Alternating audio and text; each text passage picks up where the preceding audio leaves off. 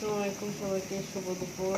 গাছের একদম কচি পুঁই শাক কেটে নিয়ে আসছি, ধুয়ে নিয়েছি। এখানে চিংড়ি মাছ দিয়ে রান্না করবো। মাছটা কষানো হয়ে গেছে, শাকটা দিয়ে দেবো।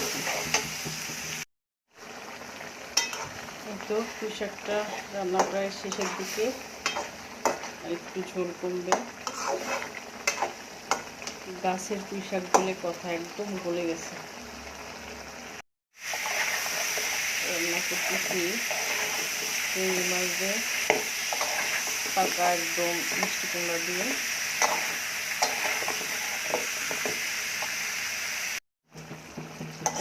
মিষ্টি কুমড়া রান্নাটা শেষ, চিংড়ি মাছ দিয়ে রান্না করে ফেললাম।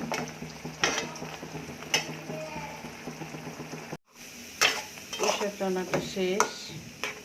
সবাই ভালো থাকেন। আসসালামু আলাইকুম।